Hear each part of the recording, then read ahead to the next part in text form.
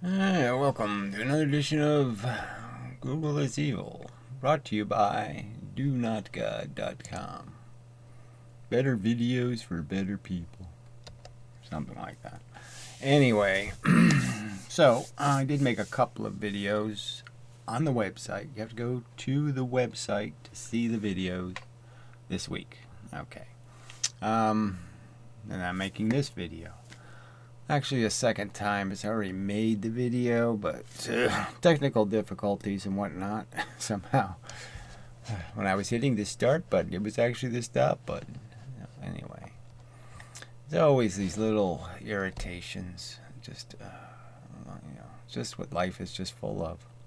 So anyway, I guess we'll just play some of the videos and just jump through them as I already did, and explain what was talked about. So the Modern Mystic really is, these are videos usually just about one subject because I agree with him on most things. I mean, the fact that we're robots, the brain is just the only thing happening here, and whatever's inside of it, whatever it's exposed to, blah, blah, blah.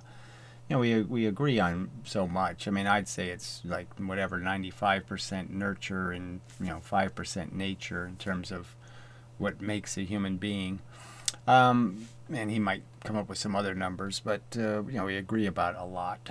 But the biggest, most important thing to agree about, the value of outcomes, what we experience, pain and suffering, and our little pleasures. The value of that stuff, no, it's not in his book. He doesn't have a chapter on that subject of consciousness, beyond saying it's just an illusion and therefore it doesn't exist and therefore you don't have to worry about it.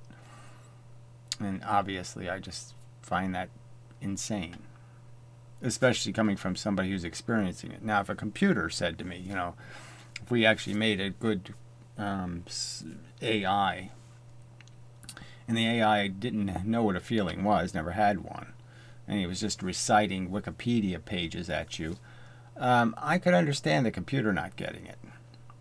Because he'd be saying stuff like, well, humans testify, humans testify to a lot of things. They talk about their UFO adventures and their gods and all kinds of crap.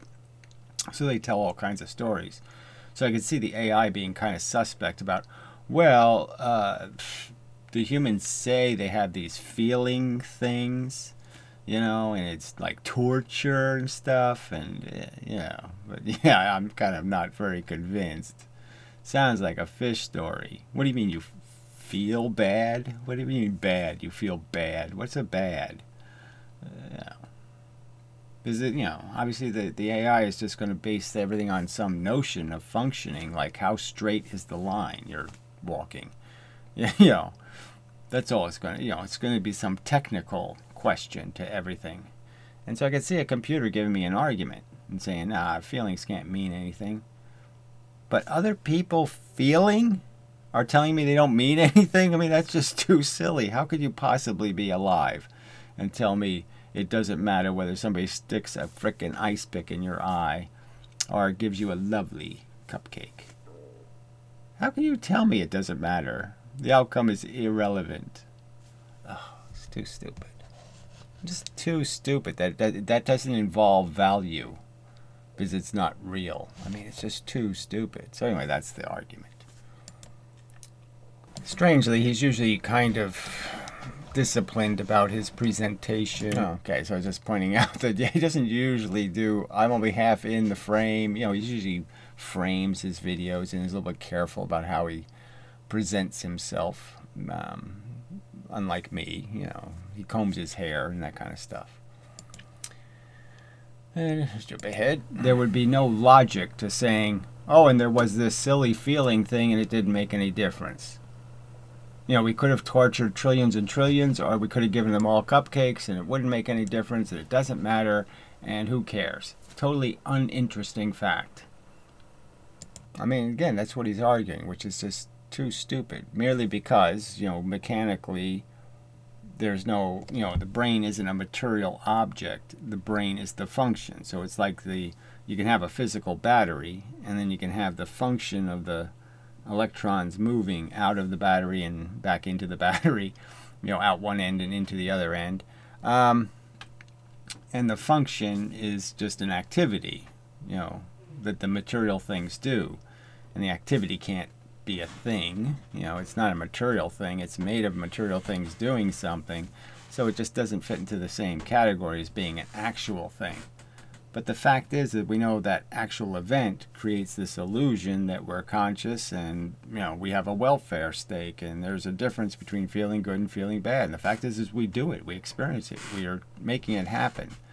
So whatever that configuration of neurons is, no matter where I put it in the universe, it's still going to be recognizable by somebody else who's experienced it as meaningful. They're not just going to say it doesn't matter. Torture it, don't torture it. Hit the torture button, not hit the torture button. The feel good button, the feel bad button. Wouldn't matter what button you hit. There's no value difference. It's just silly. It's insane is what it is. And it's it's a criminal insanity for a smart person to be committing.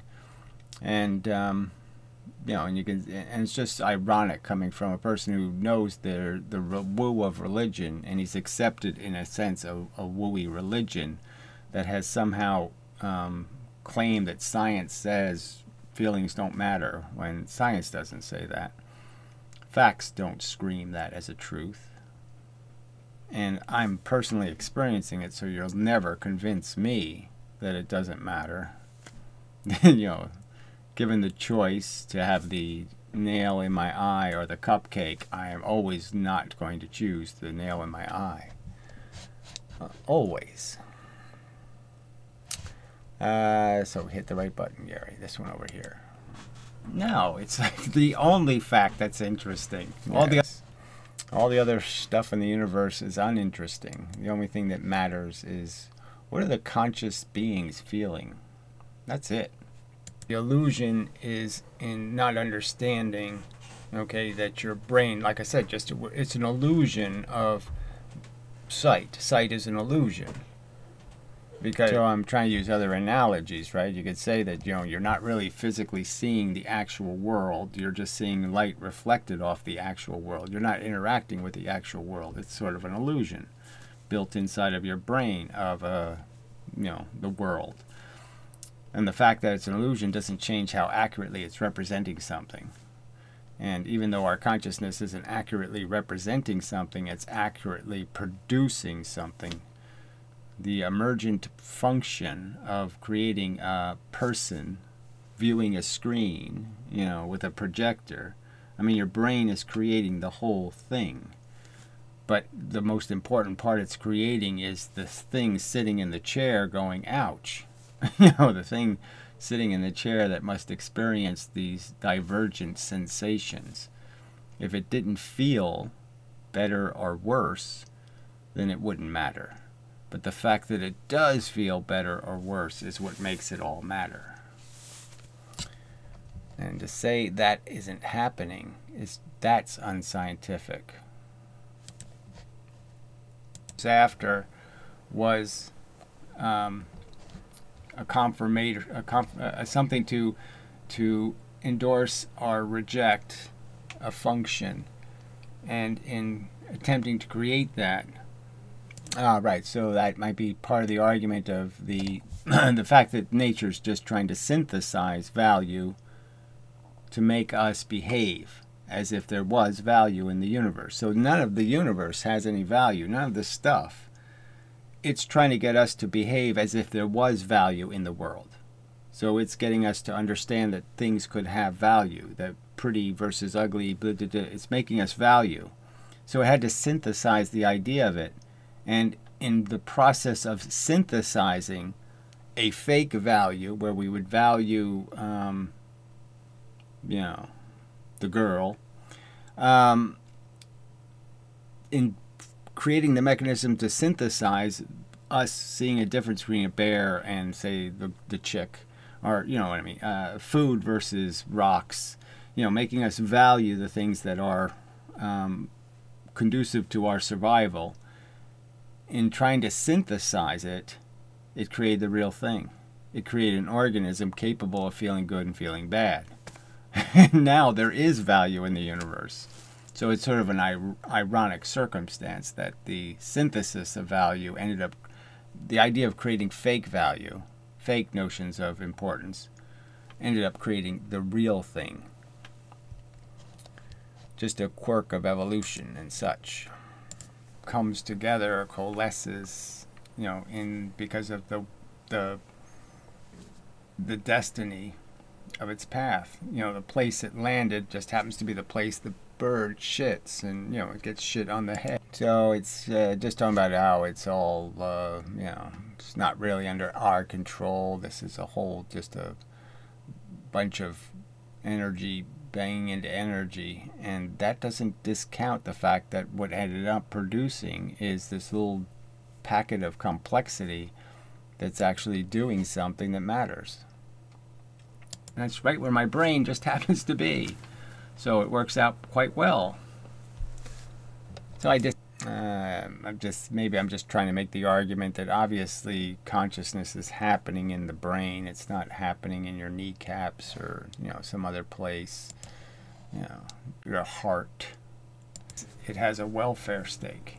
It can be hurt in a real way. Right, so once you make up that word, hurt, it only really applies to things that are conscious. So hurt wouldn't exist in the universe if it wasn't for a conscious organism to be hurt. You know, and obviously you have to account for it. It's a real function. We have a real capacity to do that function. And that function has to be understood to have value. It's just a cop-out, a bailout to pretend, oh, I can evade being depressed and being obligated by just pretending it doesn't matter. I mean, it's such a cheat.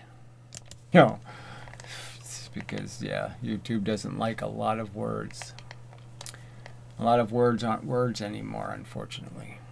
Right, yeah, our whole vocabulary is being narrowed to I love Google. Eventually that'll be the only thing you'll be able to type in a YouTube comment will be I love Google. If you type anything else, it'll be rejected. It's just so bad. I will do as the Google says. Okay, they'll probably let that one through. But just about nothing else will get through. Alright, so here's today's video, and so this, I'm just basically, you know, my subject was, where I got to it, just what if you're wrong, okay? The stakes are, you know, you can't really make an argument, like the worst case scenario, if I'm wrong, is that I converted the Earth into Mars.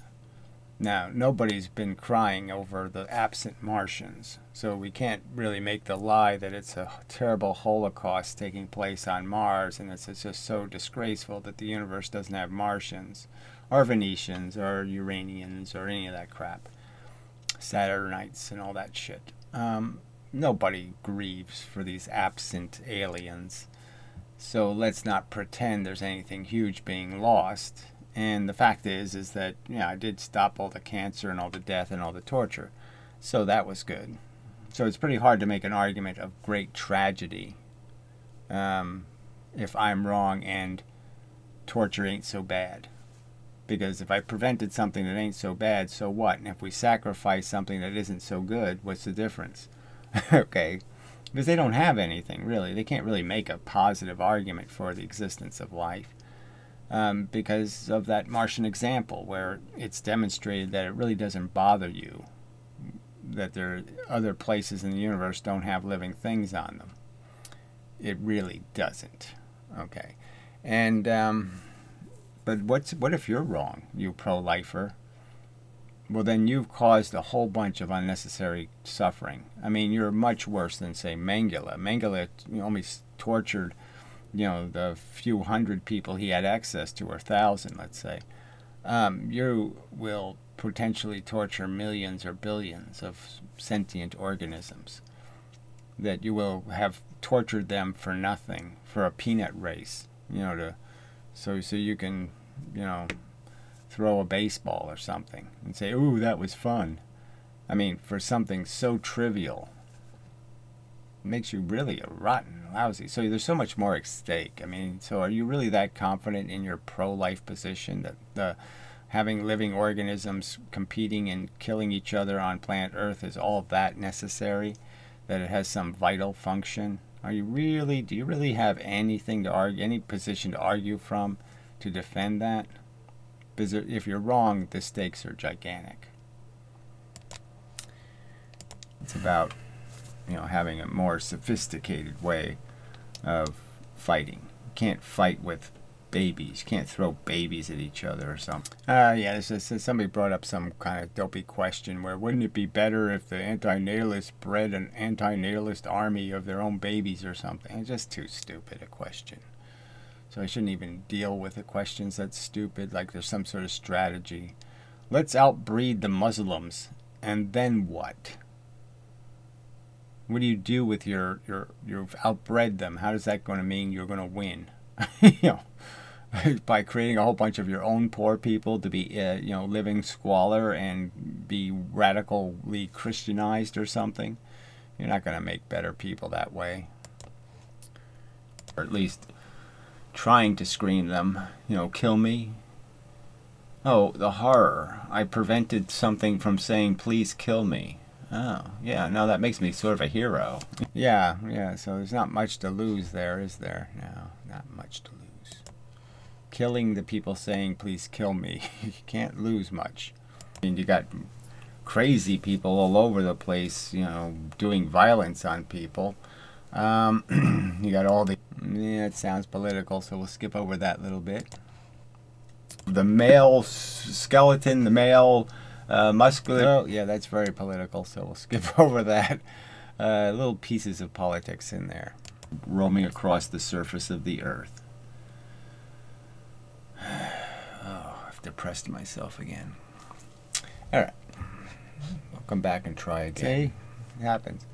I do depress myself just thinking about how stupid people are. The conversation is beneath me. I mean, way beneath me. I mean, it really is worse than, trying to educate toddlers or toilet water.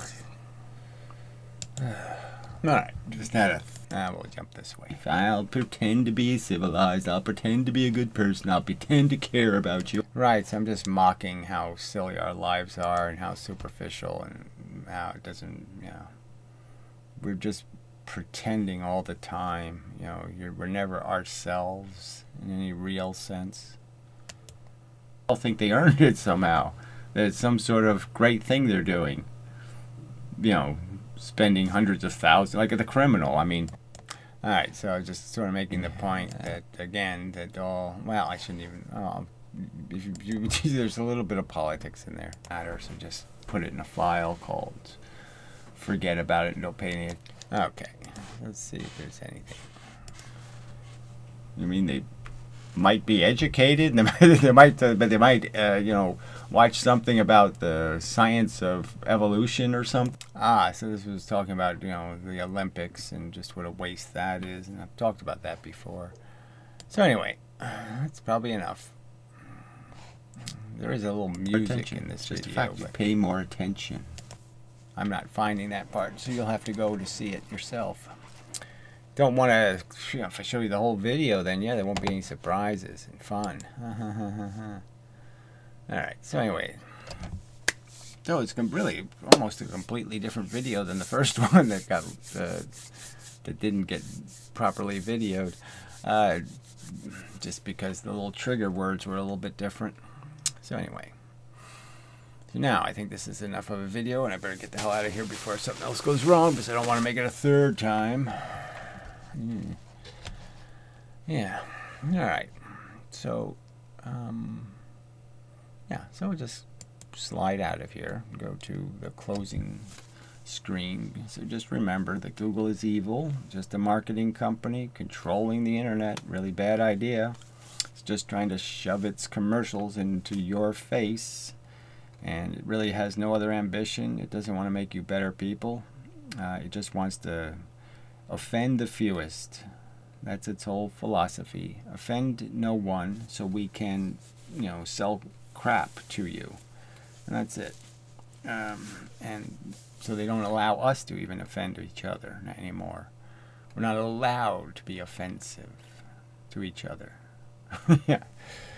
It sort of just destroys the meaning of conversation. So all it wants is little happy conversations where people just talk about how they're all marvelous and wonderful. Ugh, disgusting. So anyway, so this has been DoNotGod.com video presentation and such. Till the next time and such.